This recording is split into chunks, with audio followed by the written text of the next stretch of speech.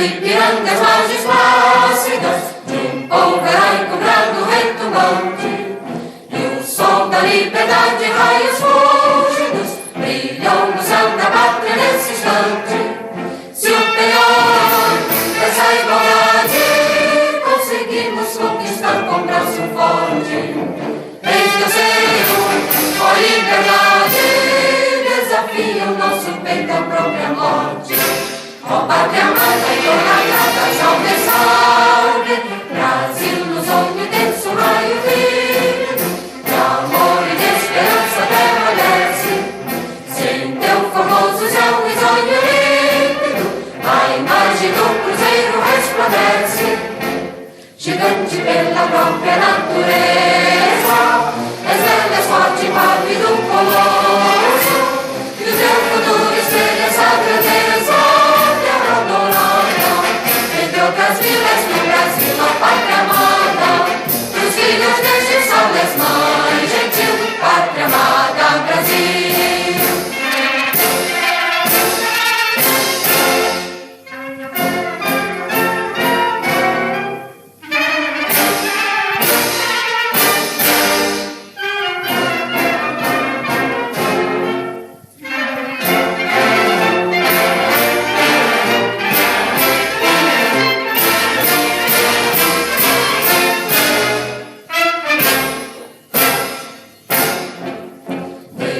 Eternamente imenso, esplêndido, ao som do mar e à luz do céu profundo, fulguras ao Brasil, florão da América, iluminando o sol do novo mundo.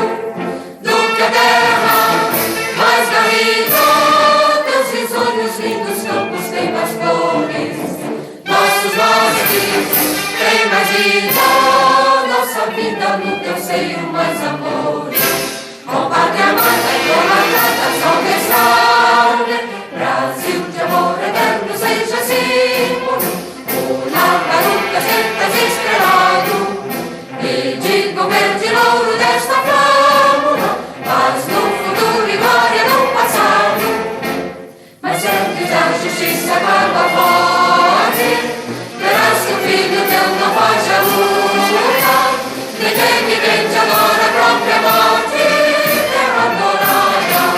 Entre outras vilas do Brasil, ó pátria amada, dos filhos deste sol és mãe gentil, pátria amada, Brasil.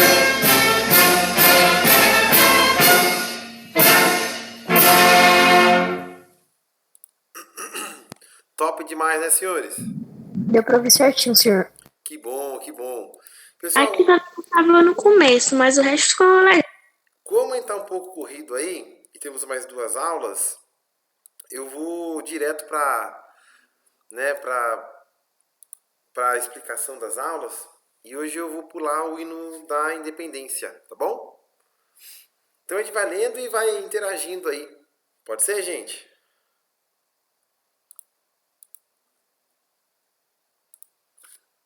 Ô, professor, Oi? eu acho que assim, até agora a gente só estudou, tipo assim, as matérias mais importantes, porque para pra pensar, a história e a geografia são as matérias mais importantes para você saber do mundo. A história, porque vai ter basicamente tudo lá, não importa que esteja em outras versões, várias versões, a história ela sempre vai ser um meio de informação para as pessoas que não sabem e agora sabem, porque a história ela conta o que aconteceu e o que provavelmente a gente não deve fazer daqui em diante. E a geografia é extremamente importante para tudo. Pensa só, em todos os períodos, você precisa saber a geografia. Se você é um viking, você precisa saber a geografia do seu inimigo para atacar seu inimigo. Se você é um romano, você precisa saber a geografia do seu inimigo para atacar para poder atacar o seu inimigo, porque tudo que você vai fazer, você precisa ter mais especificadamente tudo, porque Se você não tem informações exatas do que você vai fazer, você pode acabar cometendo erros graves, né? Exatamente, exatamente. Essa é a ideia, né? A ideia das ciências humanas é trazer à tona para a sociedade aqueles erros que ocorreram no passado, para que esses erros não venham a acontecer no presente. E falando desses erros, dois principais eventos que irão acontecer aqui na Idade Contemporânea, vimos que a Idade Contemporânea ela começa após o término da Revolução Francesa e ela perdura até os dias de hoje. Então nós vivemos a Idade Contemporânea, né? Primeira Guerra Mundial, houve, né, aquelas perdas referentes à Primeira Guerra Mundial. Se a sociedade tivesse, né, juízo, digamos assim, ela iria olhar para a Primeira Guerra Mundial e iria falar, poxa, quanta perda, quanta catástrofe, né? Vamos respeitar mais, vamos ser mais empáticos. Mas o que aconteceu? Aí passou um pouquinho mais de tempo, veio a Segunda Guerra Mundial. Estamos rumo quase à terceira. Infelizmente, é isso. O que o Lucas colocou aqui agora é o que a gente tenta trabalhar, essa conscientização social, né? Só que, infelizmente, as pessoas não veem com esses olhos. A ganância, a concupiscência fala mais alto.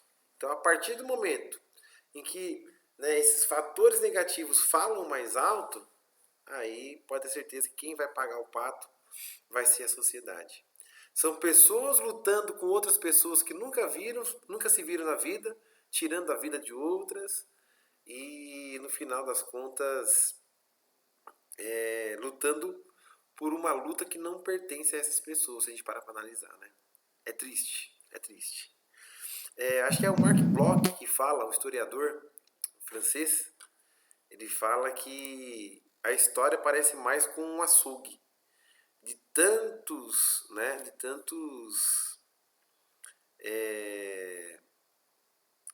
tantas perdas, tantas mortes, tanto sangue derramado. É triste, né? É triste. Mas vamos lá, gente. Quem pode ler essa primeira parte, por favor? Eu, por favor. Vai lá, manda bala, Lucas. Ok. Idade contemporânea é uma divisão cronológica da história, compreendendo o período entre o início da Revolução Francesa com a queda da Bastilha em 14 de julho de 1789 até os dias atuais. A Idade Contemporânea representa principalmente o período da consolidação do capitalismo como modo de produção e sua expansão por todo o globo terrestre entre os séculos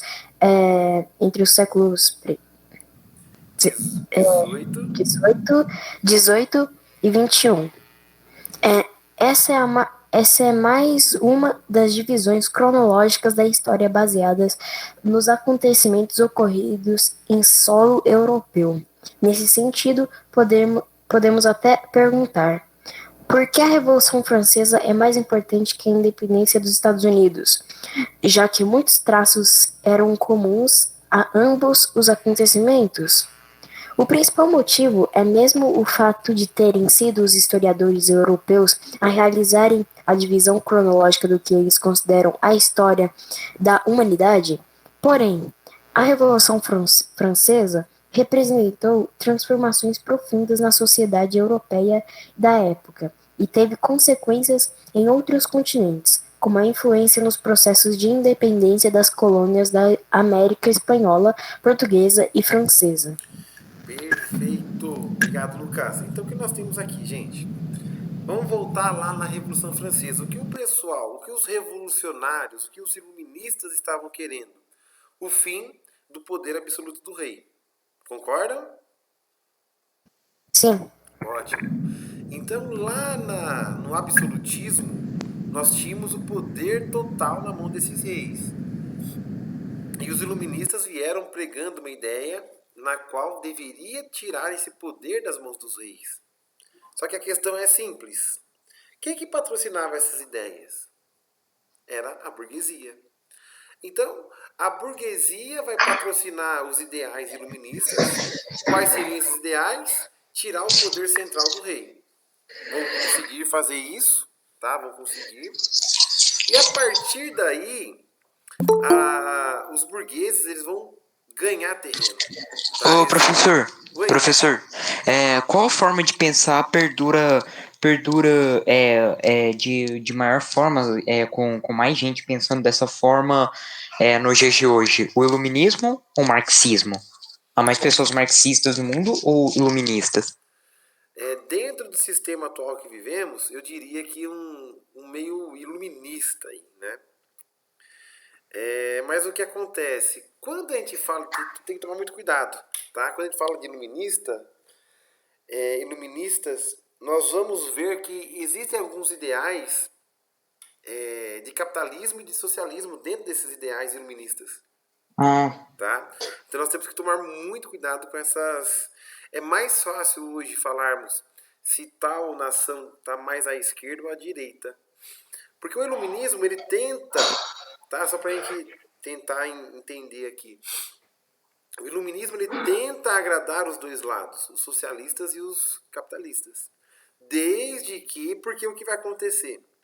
Lembra que eu comentei com vocês que a sociedade e a burguesia terão um inimigo em comum? Qual vai ser esse inimigo em comum? O rei. A monarquia. A monarquia, perfeito. Né? Então, vai chegar momentos que o próprio iluminismo ele vai tentar fazer aí a amizade com o capitalismo e com o socialismo, digamos assim. Tá? Seria mais fácil a gente responder se nos dias de hoje tal governo está mais à esquerda ou à direita. E faria mais sentido. Tá. Mas é interessante essa pergunta, Luiz. Lucas, vamos lá. Então, hoje é mais apresentado como esquerda e direita. Mais ou menos as pessoas pensam que a esquerda é a parte ruim do mundo e a direita é a parte boa. Só que, tipo assim, todas as pessoas simplesmente misturaram tudo para colocar na esquerda e direita. Então, meio que hoje em dia é difícil você achar uma pessoa que saiba responder para você se você falar, o que é o iluminismo, o que é o capitalismo, o que é o comunismo, o que é o... Muitas das pessoas vão falar coisas nada a ver que pode até parecer uma pessoa que vai começar a falar da presidência do Brasil só porque tá rolando tudo isso, mas é uma coisa rara de você se encontrar com pessoas assim, porque as pessoas hoje em dia levam mais as coisas pro lado ruim e não pegam as coisas boas. Exatamente. Existem ideias boas, né? Em diferentes vertentes políticas, ideológicas. O que a gente tem que saber? A gente tem que saber equilibrar as coisas. Né? Agora tem pessoas que já... é isso e pronto, acabou. Não está disposto a ouvir os dois lados da moeda. Né? Existem pessoas boas em ambos os lados, ideias boas em ambos os lados. O que está faltando é esse amadurecimento da sociedade em saber equalizar os dois lados. Porque dá pra gente fazer algo nesse sentido, né? Ô, professor, é como eu falei no Polo de Indaiatuba, tipo assim, por exemplo, a igreja.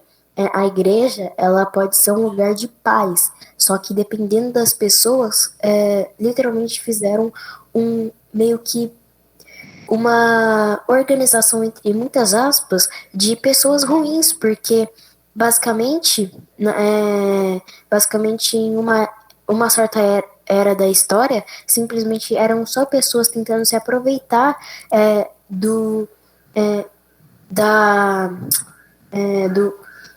como é que é o nome?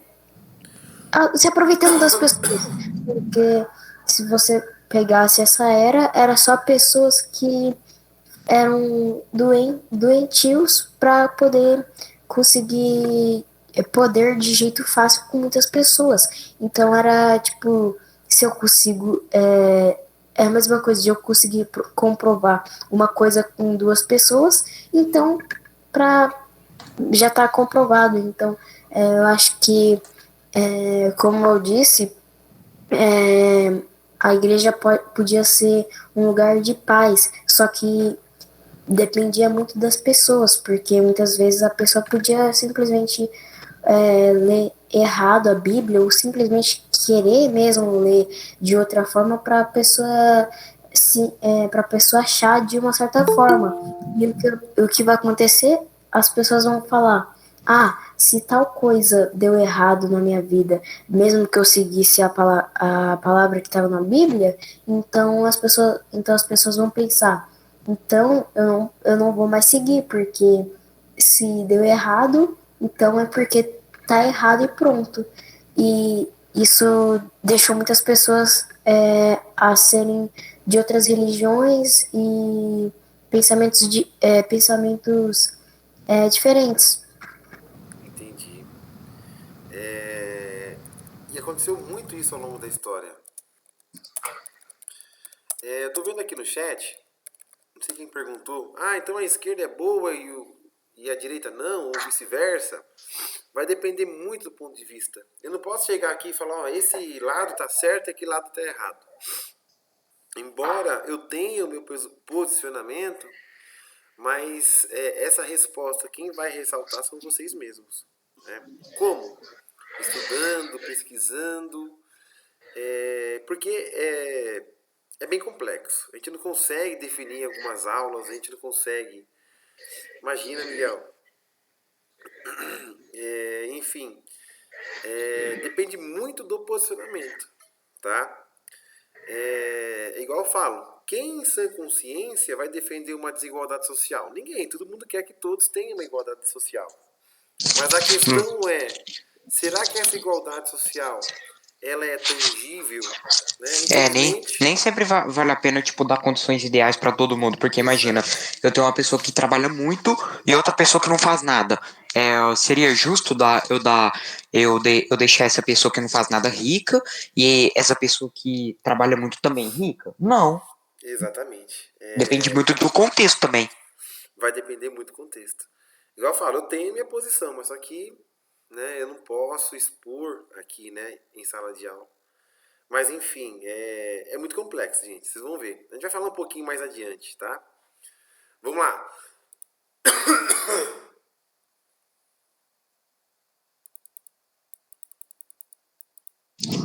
Quem pode ler essa parte, por favor? Posso ler? Por favor, Luiz. Com as ideias de liberdade, igualdade e fraternidade, a burguesia francesa e outros setores populares da sociedade conseguiram derrubar o poder político da aristocracia proprietária de terras, que havia consolidado seu poder durante a Idade Média. A conquista do poder político era a coroação de um fortalecimento econômico da burguesia que havia sido iniciado a partir dos finais da Idade Média, com novas formas de produção nas cidades e no campo, além da abertura comercial no Mediterrâneo e das novas rotas marítimas no Atlântico e no Pacífico.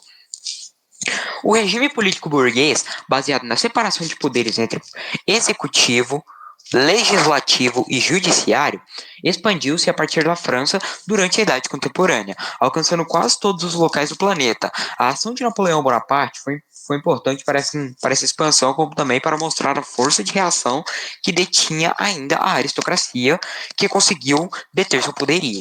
Mas o desenvolvimento do capitalismo não foi detido pela aristocracia. Os séculos 19 e 20 foram o período áureo do capitalismo, com imensos avanços tecnológicos em imensas cidades foram construídas, a população cresceu exponencialmente, distâncias foram encurtadas a ponto de o ser humano poder chegar no espaço sideral e pisar na Lua. Top, Luiz, obrigado. Então o que vai acontecer, Imagine. gente? Vamos lá. Ô, professor, a aristocracia seria um regime baseado em um rei? A aristocracia ela está voltada às pessoas de poder aquisitivo. Ah, tá. Então, quando fala de aristocracia, nós estamos falando dos mais ricos, dos nobres, tá? Por exemplo, o segundo estado, que era a nobreza, eles são considerados aristócratas? Aristocratas, sim. Aristocratas. Veja bem, só para a gente entender. Vocês concordam comigo que guerra gera um gasto? Lógico, gera gasto econômico, Sim, com arma, com Social, né? comida. E quem patrocina isso aí é a aristocracia, Verdade. tá? As grandes revoluções que ocorreram na história Você pega a Revolução Francesa, a Revolução Inglesa, a Revolução Industrial. Puritana. Meu, essas revoluções elas precisaram de um patrocínio. E esse patrocínio vinha da aristocracia. Tá? Finalidade? Buscar aí um bem comum. Né? Buscar essa ganância, buscar mais poder. Né? Vamos lá.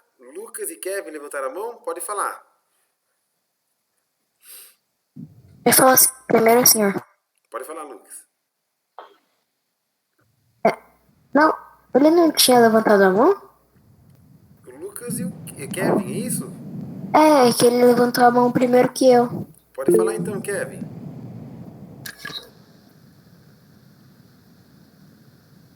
Kevin. Pode falar, Lucas. Ok, basicamente eu acho que que isso que você falou tá certo, porque se você pegar, por exemplo, a Revolução hoje, a ditadura militar de 64, basicamente se você pegasse um aristocrata, no caso os ricos, eles não teriam muito problema com isso, e sim eles queriam divulgação sobre isso. Enquanto se você pegasse uma pessoa que não tinha muitas condições de vida, a pessoa podia ser executada ou presa por qualquer coisa. Claro, depois do AI-5, mas era um poder de governo que basicamente era os mais, como é que é o nome? A elite, porque a elite, ela simplesmente é o poder mais Senhor rico, Kevin, você está apresentando. é o poder mais rico do país e simplesmente são os aristocratas, né? Porque os aristocratas eles divulgam o trabalho, entre muitas aspas, que no caso seriam as revoluções, como você falou, e em troca eles são ricos, basicamente. Exatamente, porque veja bem, vamos pensar aqui. Quem gera mais riquezas? O rei lá que está gastando o dinheiro do povão? Ou a aristocracia que está suando a camisa ali para ter um dinheiro? É a aristocracia. Aristocracia. Então o que eles viam? O que eles viam? Fala, poxa, eu trabalhando igual condenado aqui e o rei usando o dinheiro dos impostos para um benefício comum. Então vamos criar aí alguns ideais para colocar esse rei, né, para tirar esse rei do poder. E foi o que aconteceu. Porque para a aristocracia isso era interessante, né? Dentre outras razões, dentre outras circunstâncias, né? Mas a ideia é que quando eu tenho um inimigo em comum, fica mais fácil. Né? Veja hoje o atual cenário político, né? Nós temos 2 candidatos aí à presidência. E os partidos, né, no primeiro turno, que entraram em debate, discussão política, era um falando mal do outro, né? E agora, como estamos em 2 opções, a maioria do que estava falando mal de um está apoiando o próprio. Então, o que é isso? São interesses, tá? Quando falamos disso em história, puro interesse, tá? Tem pessoas que vão ganhar, tem pessoas que vão aí, por exemplo, ganhar cargos de confiança se tal partido vencer, tal candidato vencer, e eles apostam nisso, porque para eles é interessante. Não deu certo eu conquistar, então eu vou apoiar aquela pessoa que pode me proporcionar alguma coisa. É por isso que há um massacre visível, né, nesses tempos de eleições, né? Fala, Lucas. Então, esse que é o problema, porque as pessoas se enganam muito fácil com essas coisas de eleição, de política, com qualquer coisa. Eu tenho certeza que mais de 1 milhão de pessoas do Brasil já apostaram se esse aqui ganhar, você vai fazer tal coisa pra mim, ou eu compro um negócio pra você, e é assim, né, porque as pessoas elas se enganam com uma coisa besta, tipo assim, se você pegar hoje, a minha mãe e meu pai, eles ficam vendo uns videozinhos, e a coisa que mais tem é música e pessoa falando de política na cara dura, assim, mostrando para todo mundo que o meu lado é o certo e o seu tá errado. Então tipo assim, é uma coisa besta, mas as pessoas afirmam para si mesmas e para todo mundo também que elas estão certas e tal. E isso é chato demais, porque você pega qualquer pessoa hoje, todo mundo, né? Até porque tem as pessoas que não gostam disso. Mas você pega a maioria das pessoas hoje em dia só falam nisso, só falam de política e eleição. Exatamente, exatamente.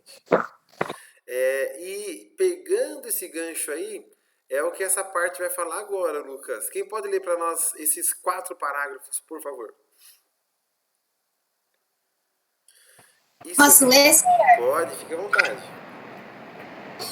Por outro lado, apesar de todas as riquezas e avanços, a idade contemporânea foi marcada pela manutenção da miséria de grande parte da população, mesmo com a criação da imensa riquezas. Essa contradição gerou ainda uma série de movimentos de congestão de capitalismo liberal. As principais consequências foram as lutas sociais das classes sociais exploradas, notadamente os trabalhadores assalariados contra a exploração capitalista. Exemplo marcante de tentativa de superação de exploração foram as revoluções, sendo a mais conhecida a Revolução Russa de 1917. Entretanto, os desenvolvimentos subsequentes da evolução representaram a reprodução da exploração, mesmo que sob o manto ideológico do socialismo. Essa forma de organização social, de propriedade estatal e domínio político e social nas mãos de um partido comunista foi implantada em metade do território mundial. O século XX foi então marcado por essa divisão entre o capitalismo de base privada e uma organização social controlada pelo Estado.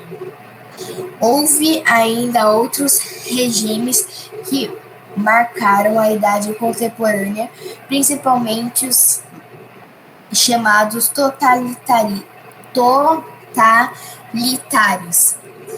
representados pelo fascismo e pelo nazismo. Outra característica nefasta da idade contemporânea foram as guerras. Inúmeras delas ocorreram.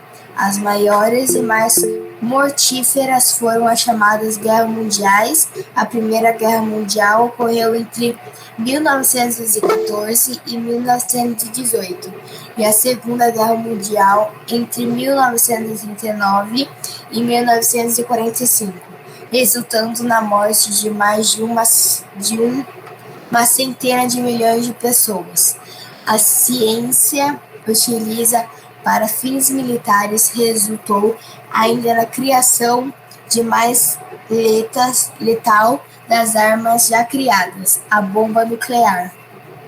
Perfeito, muito bem, obrigado, senhora. Aquilo praticamente que o Lucas falou, só que em recortes periódicos aqui da história, né? Então vamos pensar o seguinte: ao longo da história, um determinado grupo de pessoas, tá, as elites, elas vão ganhar em cima das pessoas menos favorecidas. E isso vai criar algo que Karl Marx, vai chamar de luta de classes, ou de lutas sociais, né? Qual que é o intuito? O intuito é mais ou menos assim: olha, o seu patrão está explorando você que é um funcionário, que é um colaborador, logo, nós colaboradores deveremos então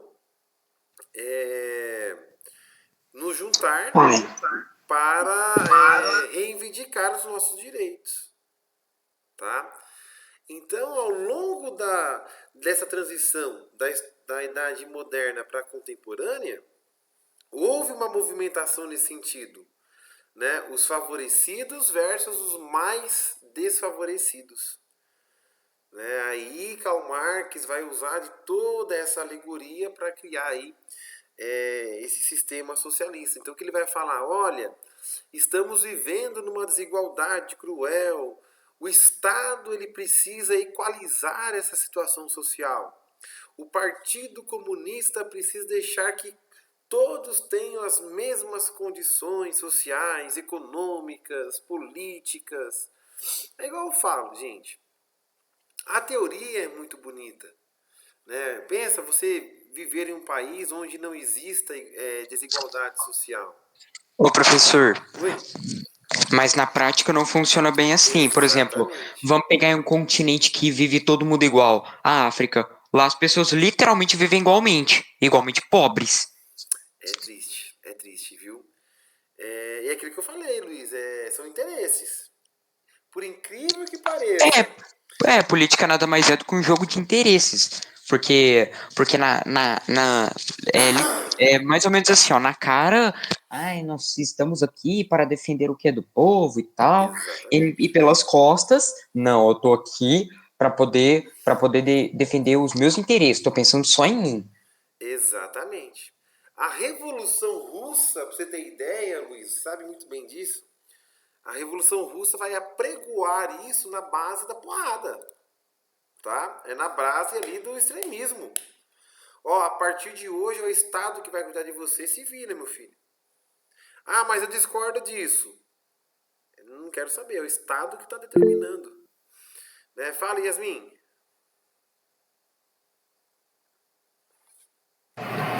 Então, quando o Luiz falou que os africanos vivem igualmente, até quando os portugueses foram escravizar ele, todos os africanos foram escravizados.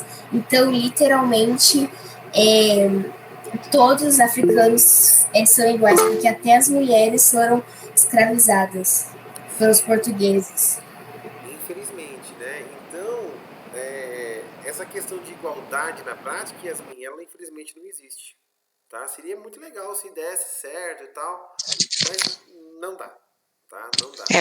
Porque por exemplo, se você pegar uma pessoa, se você colocar duas pessoas num lugar, uma sabe cuidar do seu dinheiro, sabe como administrar ele, e a outra não sabe nada, é literalmente uma analfabeta, não sabe nem quanto que é um mais um.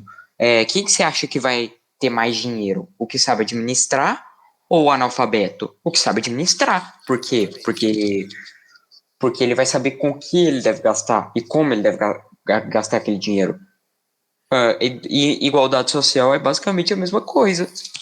Exatamente. Então, o que vai acontecer ao longo da história, Luiz? As pessoas elas virão com essa ideia, ó, tem o mais rico, tem o mais pobre, tá errado essa disparidade social, essa discrepância está muito grande. Vamos criar revoluções sociais para Você vota com a propaganda eleitoral obrigatória. Dentro de alguns minutos, o SBT Brasil estará de volta. Até já. Quem tá assistindo TV aí, hein? Quem tá assistindo TV aí? O horário eleitoral aí, deu pra ouvir daqui. Falando em lutas de classes, né? Horário eleitoral político, né? Os maiores esquemas. Ai, moça. Eu acho que é a Lucielma. Isso. Desativa aí, eu vou desativar seu microfone, Lu. Aí. Então, voltando aqui, gente. Então, ao longo dessa história, essa luta de classes ela vai estar enraizada na sociedade. Nós precisamos harmonizar essas situações sociais. Existem várias formas, né? Alguns regimes, como é o regime comunista, vai tentar resolver a situação na base da bala. Os regimes totalitários, idem. Você pega o fascismo, você pega o nazismo, você pega aí o próprio comunismo lá de Stalin, né? Meu, era surreal o negócio, né? Era surreal. Se você pensasse lutar contra, aí você sofreria alguma punição, né? Fala, Lucas. Basicamente, o governo mandava em tudo e se você fosse contra o governo, só saía do país mesmo, porque senão você era morto. Ou você saía do país por conta própria, ou você saía da sua vida, basicamente. Era isso. Exatamente. Porque era um poder totalmente absolutista. Porque por mais que a gente não tá falando da Idade Moderna, e sim da contemporânea, o governo mandava em tudo, mesmo que não era um imperador ou um monarca. Exatamente, gente. Inclusive, eu quero aproveitar o lance aqui. Aqui nós estamos vendo apenas uma pequena introdução sobre a idade contemporânea, mas alguns tópicos importantes que valem a pena, né, a gente estudar. Inclusive, eu vou deixar para a próxima aula esses tópicos. Alguns vou comentar nessa aula. Vou passar aqui para Professor, vocês. mas vai ter aula infinita, eu acho, porque já é mais de 8h30. Espero. Vamos lá, ó. Primeira Guerra Mundial. Gostaria que vocês pesquisassem. Segunda Guerra Mundial. É pra pesquisar agora ou não? Não, fica como lição de casa. Ah, Aí na tá. próxima aula a gente vai discutir. A gente. Capitalismo. Ô, professor, Oi. antes da Segunda Guerra, antes da Segunda Guerra, no caso, teve a ascensão dos regimes totalitários na Europa, como o franquismo, o nazismo, o fascismo. Eu posso falar um pouco também sobre a Guerra Civil Espanhola, e também falar um pouco de Portugal, porque nessa época os regimes de Franco e de Salazar eram bastante simpatizantes com os regimes de Hitler e do Mussolini. Eu posso falar um pouco também? Sim, Se eu claro. quiser. Se quiser fazer uma ponte com Getúlio Vargas também, dá até pra fazer uma ponte. Eu tava pensando nisso também. Getúlio Vargas era um tremendo baba-ovo ali do Mussolini. Verdade. Isso Tanto é é verdade. que algumas questões de lei que foram implementadas pelo Getúlio Vargas foram E outra, baseadas nas leis fascistas. durante a ditadura do Estado Novo, teve uma lei lá que foi a Constituição foi inspirada na Constituição polonesa, que era uma mistura das constituições fascistas e nazistas. Exatamente. É tenso, meu. É igual eu falo, gente. Extremismo exacerbado é babaquice. Quer seja de um lado, quer seja de outro. Quando você começa a defender com unhas e dentes, percebendo que aquilo está errado, na verdade o erro está em você. Né? Então, a gente pode ter um posicionamento, claro, óbvio, devemos, né?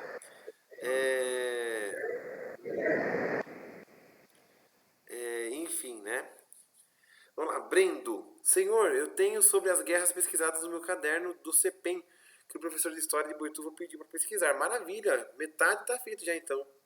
Essas lições, professor? Sim, Johnny.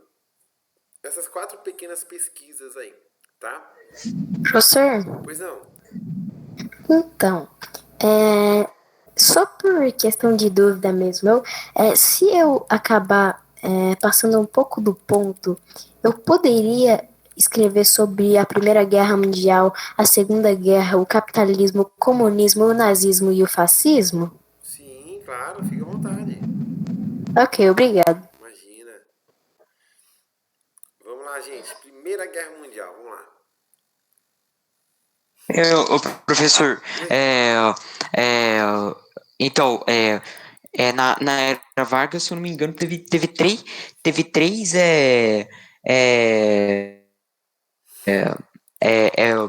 partes, né? Regime,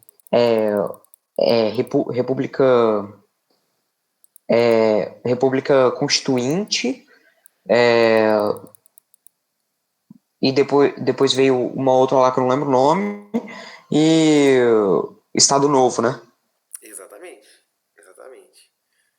Gente, é muita É, história, eu, é a- muito conteúdo. aí depois veio o General Dutra, depois o, o Vargas, como ele tinha sido proibido de governar, ele é reelegido, depois por conta de algumas coisas lá, ele acaba se matando, e para não deixar que as estatais sejam vendidas. Exatamente. A gente vai falar muito sobre essas estatais, viu? Nossa, até hoje tá encrenque esse negócio estatal. Vamos lá. Privatização, né? Exatamente. Inclusive é um dos pontos chaves dos debates dos presidenciáveis e dos governadores também. Vamos lá, quem pode ler esses dois primeiros parágrafos, por favor? Eu posso ler de novo depois do Lucas? Alguém que não leu e gostaria de ler, gente? Qual parágrafo você? Posso ler? Vai, vamos lá. Posso ler? O seu Pedro lê, depois a gente vê quem a gente vai distribuindo aí. Tá bom. Vai ler só o primeiro parágrafo? O primeiro e o segundo, por favor, o seu Pedro. Tá bom. A Primeira Guerra Mundial foi um marco na história da humanidade. Foi a primeira guerra do século X e o primeiro conflito em... século XX, confundo. E o primeiro conflito em estado de guerra total. Aquele em que uma nação mobiliza todos os seus recursos para viabilizar o combate. Entendeu-se de 1914 a 1918 e foi resultado das transformações que aconteciam na Europa, as quais fizeram diferentes nações entrar em choque. O resultado da Primeira Guerra Mundial foi um trauma drástico. Uma geração de jovens cresceu traumatizada com os horrores da guerra. A frente de batalha, sobretudo a ocidental, ficou marcada pela carnificina vivida nas trincheiras e um saldo de 10 milhões de mortos. Os desacertos da Primeira Guerra Mundial contribuíram para em que, em 1939, uma nova guerra acontecesse. Senhora, posso ler agora? Pode sim, só vou explicar essa parte, tá? Quem que falou que gostaria de ler agora? Luiz. Luiz, tá. Só vou explicar essa parte se o senhor já ler a próxima, tá bom? Então, gente, é aquilo que eu falei pra vocês. Tudo vai depender de ganância. Pessoas que nunca se viram na vida vão entrar em combate, vão tirar a vida de outras, vão lutar a luta de outras pessoas, né? Professor, Pois não. em muitos desses casos a pessoa pode ter ficado traumatizada com pessoas que nem conhecia, porque às vezes até conhecia. Olha o desastre que poderia causar uma pessoa, um amigo seu que mora em outro país, acabar tendo que batalhar com você mesmo. Imagina só como é que a sua cabeça e a cabeça dele vai ficar. Imagina só, tipo, ter que ver um morrer e outro viver, ou os dois acabar morrendo ao mesmo tempo, tipo, né? Seria horrível. Horrível. Ô, professor, Oi, pois não. e também espero que nós não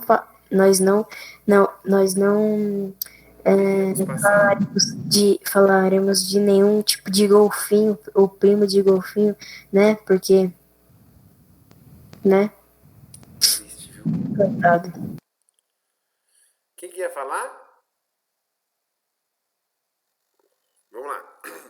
Então, qual foi o resultado dessa tragédia toda, gente? 10 milhões de mortos.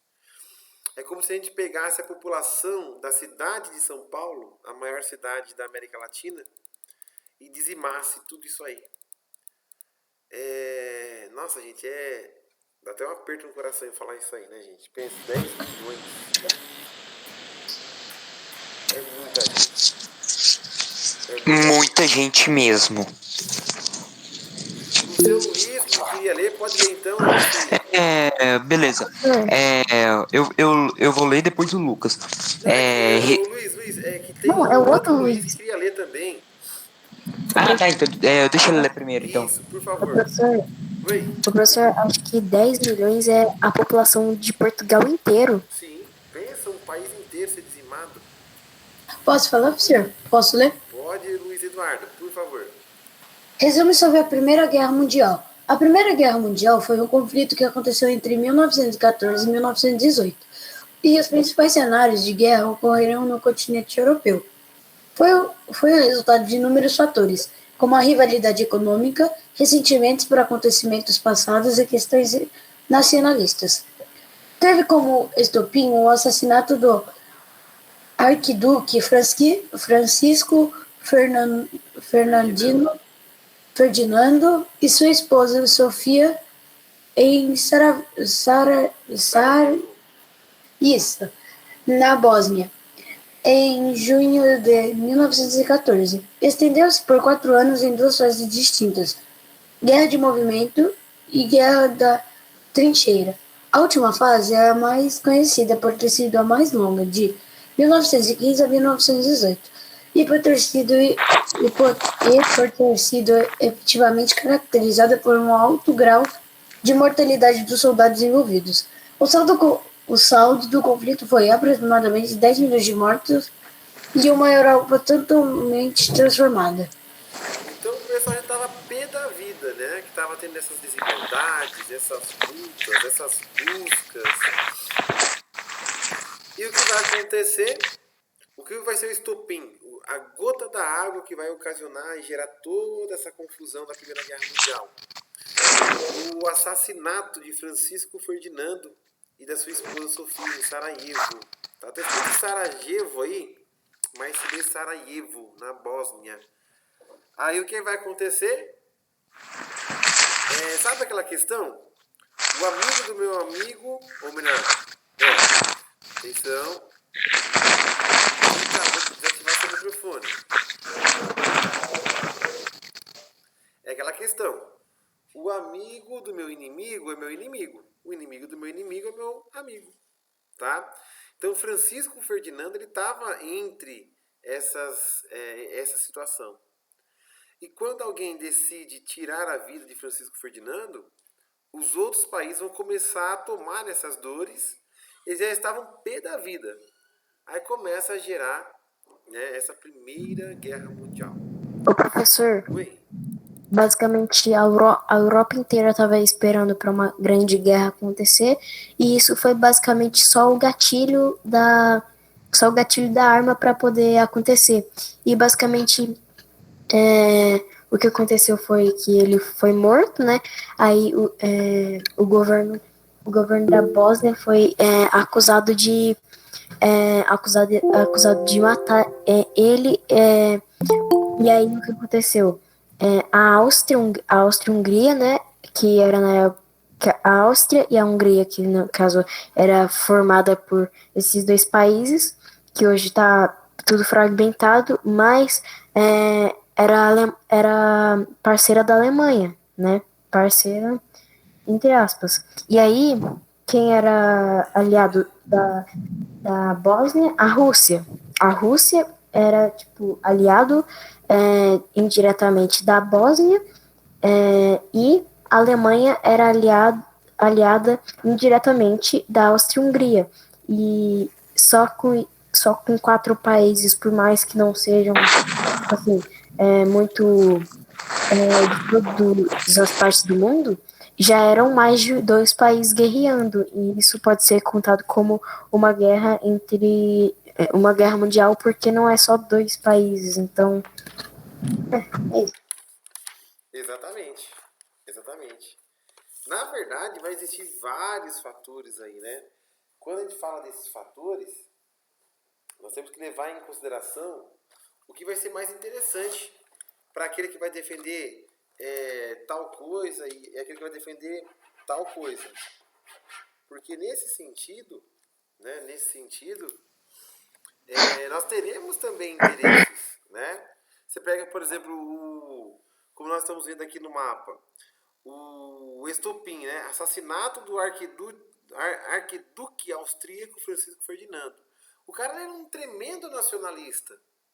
Então, para quem vai ser interessante a morte de Francisco Ferdinando. Os Aquelas Mãos Negras. pessoas, né, aquelas pessoas que não eram, né, não eram nacionalistas. E por aí vai. Sim. Né, e por aí vai.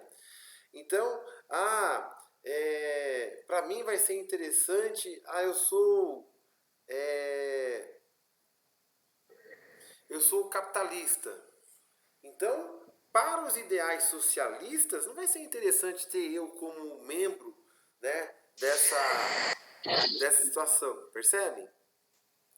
Os Mãos Negras, como eles não eram nacionalistas, o que que eles fizeram? Por que que a gente não arma um plano para poder matar ele?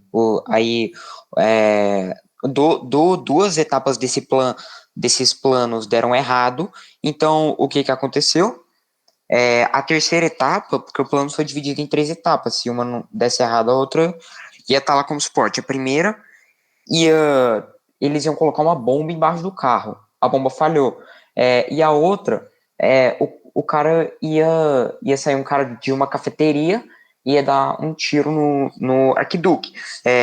E a terceira etapa, se nenhuma dessas falhar, se as duas falhassem, um outro homem ia sair e matar ele, o arquiduque. Aí as duas primeiras etapas falharam. Aí Gravilo Príncipe foi e atirou nele e matou ele. Exatamente.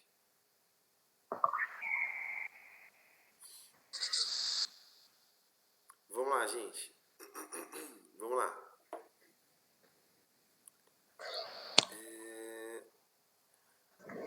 Então temos o imperialismo, tá? O que vai ser esse imperialismo? Essa disputa de terras, principalmente no continente africano, tá? As pessoas, né, os países ali da Europa vão negociar, tá? A busca por esses espaços, por esses territórios, tá? Nós teremos esse nacionalismo, né? O meu país é mais importante que o seu, enfim, né? Nós vamos ter essa corrida armamentista, porque veja só, eu tô vendo que na Europa o negócio vai estourar qualquer dia desses. Qual vai ser a ideia dos países? Eu preciso me armar para uma eventualidade. Se alguém tentar invadir o meu país, eu estou armado. Tá? Então, os países da Europa começam a se armar. Começam a investir nesse armamento. Porque ninguém é bobo, né, gente? Ninguém é bobo. Temos as forças beligerantes, tá? O que são essas forças beligerantes? São os blocos. Quem vai defender quem aqui? Tá? Então nós temos a aliança, sendo representada nesse primeiro momento pela Alemanha, a Áustria-Hungria, o Império Otomano, Itália, tá? Que vai mudar de lado, tá? Vai mudar de lado. Temos a Entente, tá? Reino Unido, França, Rússia e Estados Unidos. Enfim, o que vai acontecer aqui? Choque de interesses. Eu tenho interesse em defender esse país, tenho interesse em lutar contra aquele outro país. Dependendo da ocasião, tá? Nós vamos ter essas forças beligerantes. Não é forças refrigerantes, não. É forças beligerantes, tá? Refrigerantes. As consequências: 10 milhões de mortes, o fim da Belle Époque, naquela bela época onde todos viviam Belle Époque é a época onde ninguém tava com medo, todo mundo tava fingindo que aquilo não tava acontecendo e tal e tudo, e blá blá blá. Aí o que mas no fundo, todos os países estavam se preparando. Exatamente. Eles literalmente estavam querendo a guerra, eles estavam só esperando a gota d'água para poder declarar guerra. Exatamente, que foi a morte do Francisco Ferdinando. Foi a morte do Ferdinando. É igual eu falo, gente, foram jogos de interesse, né? Vamos lá. Quem vai sofrer muito com essa Primeira Guerra Mundial? Todo mundo, obviamente, mas em especial a Alemanha, tá? E a Alemanha ela vai sofrer algumas punições por conta disso. Vamos lá. Quem pode ler essa parte aqui, por favor?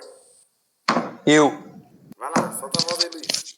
Causas da Primeira Guerra Mundial. As causas da Primeira Guerra Mundial são extremamente complexas e envolvem uma série de acontecimentos não resolvidos que se arrastam desde o século XIX. Rivalidades econômicas, tensões nacionalistas, alianças militares e etc. E, de maneira geral, os principais fatores que contribuíram para o início da Primeira Guerra Mundial foram disputas imperialistas, nacionalismos, ultranacionalismos, no caso, alianças militares e a corrida armamentista, no caso da Belle Époque. Exatamente. Disputas imperialistas. Aquele território da África eu quero para mim. Vou disputar. Porque qual é a ideia, gente? A ideia é expandir seu território. Numa possível invasão ao meu país, eu tenho aonde recorrer. Tá?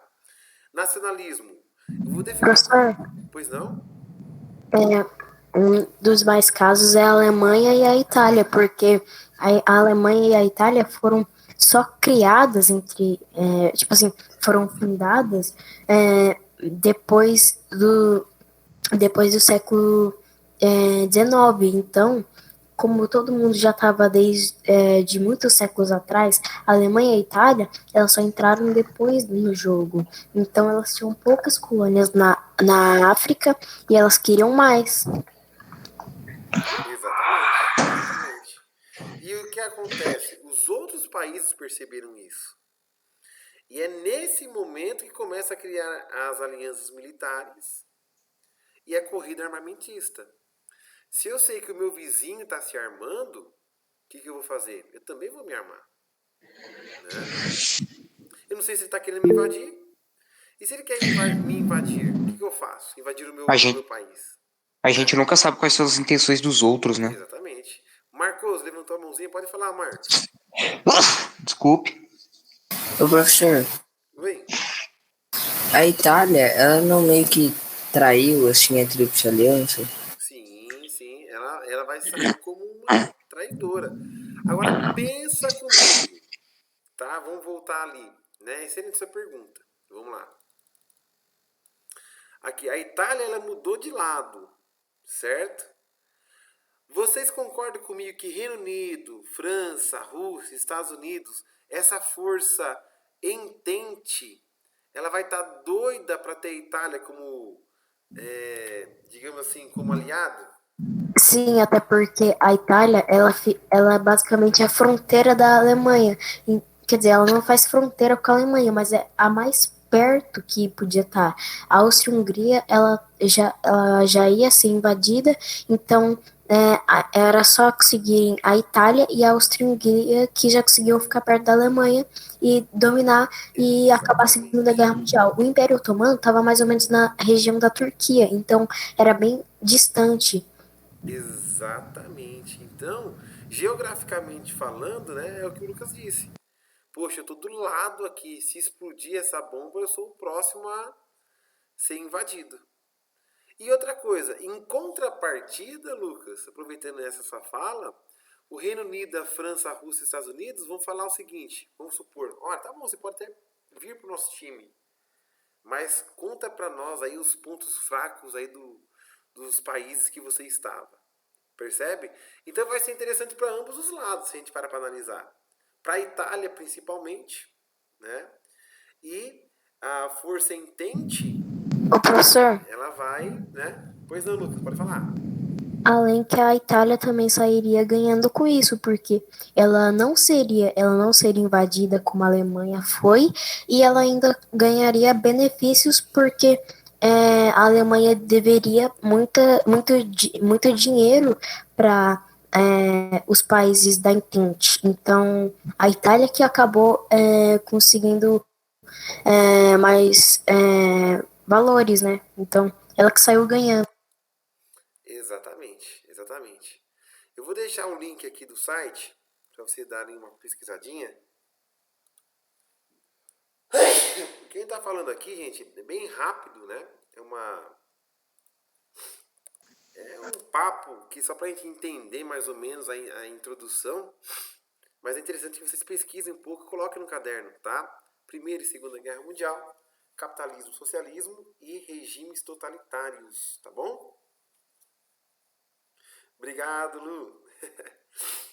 Esses 2 dias estou tendo uns espirros fortes. Daqui a pouco eu vou passar na farmácia e comprar uma vitamina C pra mim. Gente, ficou claro até aqui, gente? Tudo bem? Sim. Quem vai puxar os créditos pra gente hoje? Posso puxar? Eu, por favor. Professor, deixa o Miguel, que ele tá desde a terça passada pedindo. Então o Miguel puxa os créditos. Tá, vou encerrar a gravação aqui. Aí eu vou ficar com os senhores, tá bom, gente? Adeus, senhor. Muito obrigado, hein? Não faltem quinta, que quinta será a nossa última aula. Vai ser histórico. Vai ser histórico. Tá bom, senhor. Vai ser histórico porque o professor vai pagar crédito com a gente. Eu pago créditos com vocês na nossa próxima aula. Todo mundo vai filmar esse momento raro. Fechou. Eu pago junto com vocês. Até mais, senhores. Um grande abraço. Fique com Deus. Tchau, tchau. Deus. Senhor. Boa noite, senhor. Tchau, senhor.